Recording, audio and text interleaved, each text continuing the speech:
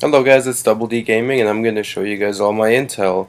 We're going to start from first to last and we'll just go down the list and I will just stop talking. Alright, enjoy.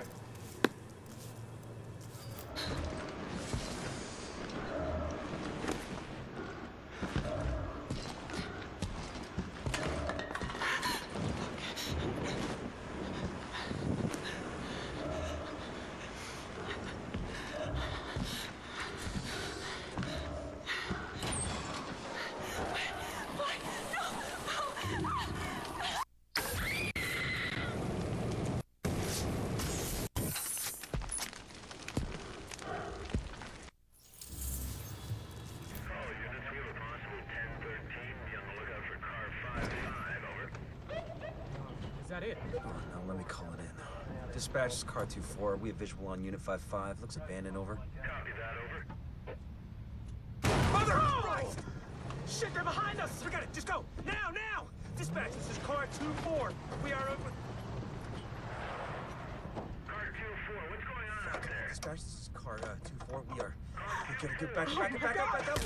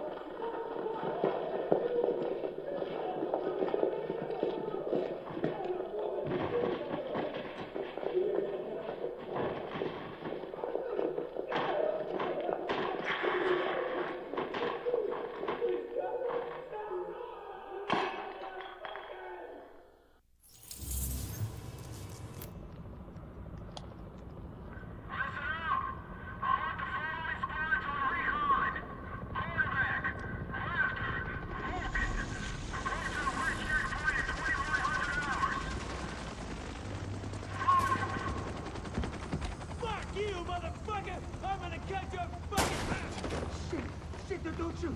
I want to join up with you guys, I swear. I know things. Take him to the captain. See if he sticks. Roger that. On your feet, you. You will regret this. I swear. You there! Hey! Give me that! Soldiers of the Last Man Battalion, this is your commanding officer, Lieutenant Colonel Charles Bliss. There were those among us who were angry when the decision was made to leave us behind. Leave us to die, as some people said. But I looked around at this city, and I saw opportunity. I saw what it had been. And I saw what it could be once again if someone had the guts to fight for it. If there were men willing to go out in the streets and take them back from the degenerates and lowlifes who ruled them now. To do what the cowardly government and its fearful, weak soldiers were too afraid to do. And to cut down all the liars and murderers and thieves who stand in the way of peace. We will not look back. We will not compromise. We will do whatever it takes to ensure a better tomorrow for all those who stand with us. And those who stand against us, may God have mercy on their souls. Bliss out. Tell me we got that. Because God damn it, I'm not doing it a second time. One cut. One cut's gonna make you bleed. But one cut don't kill you. One cut just makes a scar. We're gonna fucking fight him! A deeper cut We're gonna fucking fight him! We're gonna get him! We're gonna... makes you cry. But you can turn that cry into a roar, or you can turn it into a whimper.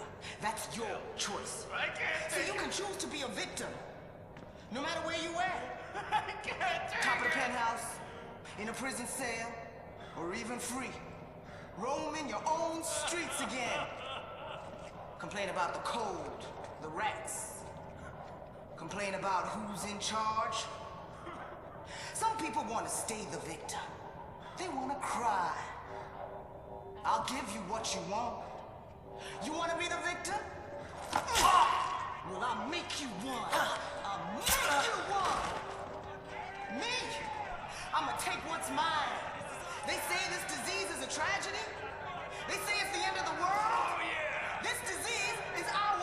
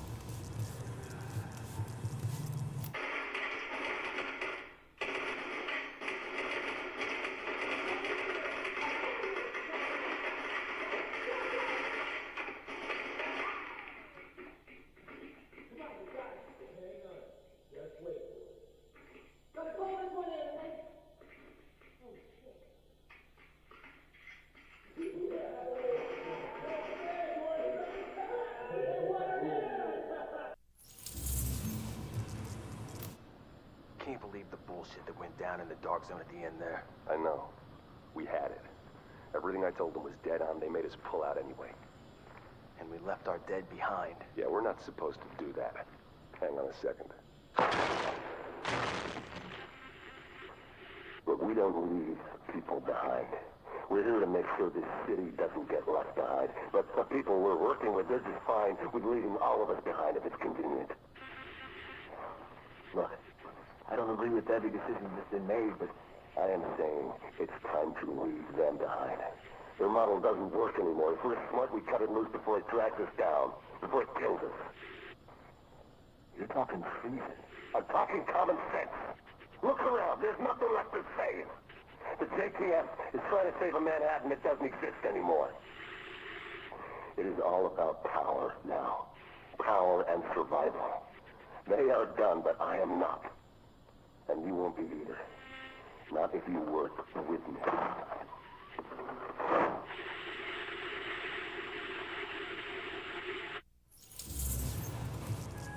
I think we need to modify the terms of our agreement. Why, Colonel? This seems to be working perfectly well so far. You get the support of my people and their gear with field intel you couldn't dream of 6 weeks ago. I get a base of operations, a place on what's going to be the winning side, and the occasional use of your manpower as needed. Not to mention the occasional surface-to-air missile. Or have you forgotten about that chopper in Brooklyn? Look, my people did the dirty work on that op, Bliss, and eliminating Division Senior Command was as much a benefit to you as to me. The last thing either of us wanted was a senior division agent directing a second wave. Hang on, I'm getting feedback on the link. We've been compromised? Looks like. Cutting the link now. No, don't you. I don't get it. You think there's maybe enough virus going around right now? It's all about the leverage. If I've got my hands on the dollar flu starter kit, this green poison that someone cooked up, then certain people are going to be a lot more reluctant to take a run at me. A gun's a lot better for self-defense than a weaponized virus. Stop thinking small. Start thinking possibilities. There's no medical infrastructure anymore. It's the Wild West out there, but less civilized. Being able to turn certain death loose at any time I want puts me in a powerful position. And controlling the core ingredients for a vaccine, that's useful too. So you might kill even more people. Who's gonna notice? It's not the killing, it's the threat of being able to kill. And giving them the hope they might be saved. The way things are breaking down out there, all these different groups carving their own territories out of what used to be civilization, it only makes sense to have an ace in the hole. Samples of the original green poison pathogen, the ones we recovered off the currency used as a primary transmission vector, let us take a closer look at the virus's basic genome.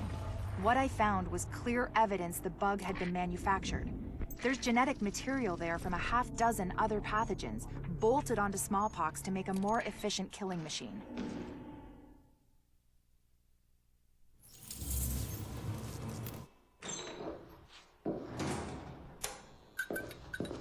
One of the things that makes a virus lethal is adaptation. Rapid mutation makes it harder for antibodies to identify and drugs to kill. What we're seeing in the samples you pulled from the population at the train yard is the degree of genetic drift green poison is already experiencing, and it's significant, which means it'll be that much harder to find a vaccine.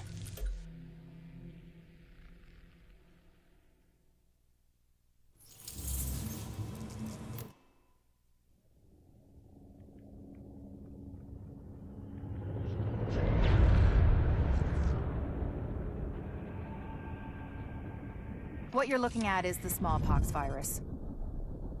It normally takes 1 to 2 weeks for it to incubate in a host, and it's not contagious while it's doing so.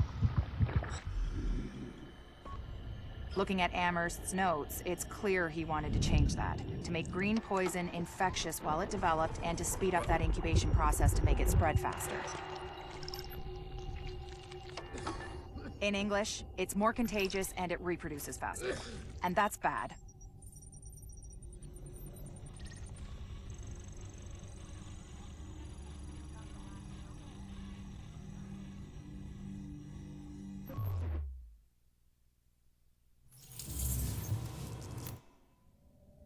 We've got confirmation that green poison wasn't bred.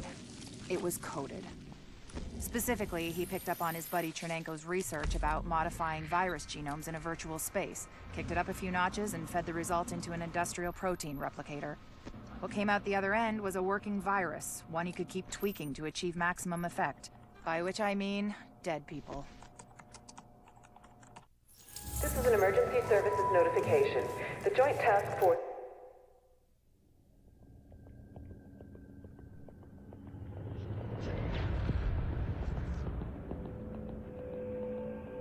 What you're looking at is the smallpox virus, one of the deadliest pathogens on the planet. For centuries, it did a wonderful job of helping keep the human population in check. But times change, and sometimes Mother Nature needs a hand in improving her creations. Like, say, speeding them up a little bit, making them contagious when they should be quietly incubating in a host, or making them more lethal.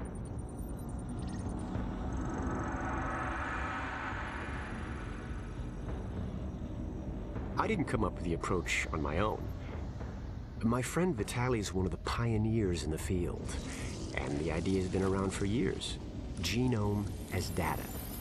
You see, once we digitized DNA, we made it infinitely mutable. We could do 1,000 virtual variations in the time it used to take to grow a one-lab-grade generation of pathogens. And we could pick the best, most lethal combinations and make them real. That's how you make a killer virus, you see. Mix in genetic code from other diseases, and you move the sliders all the way up on lethality and virulence. The goal was a 90% mortality rate. I'm not sure my green poison is going to quite hit that, but honestly, that's just details. As long as most of humanity goes, the Earth stands a fighting chance. Technically, technology is what's killing the planet. But that's not really the case. It's the greed that drives the technology. But a funny thing happened on the way to $100 genome maps and 3D printed plastic toys. Someone figured out those technologies could be repurposed, modified for the greater good. Me. Now, my virus is going to do what nature's always done. Decide who lives and who dies. And if nature decides I die, then I die. If nothing else, I'll have a lot of company. Natural selection at its finest, helped along by a little unnatural genetic manipulation. It's all data, really. Life's just a method of processing it. The same way I processed the smallpox genome on my laptop. And who's to say that wasn't the plan all along? If, by some miracle, you survive green poison, then nature's decided you deserve to live. The rest of us shouldn't and won't. Godspeed. I'll see you in hell.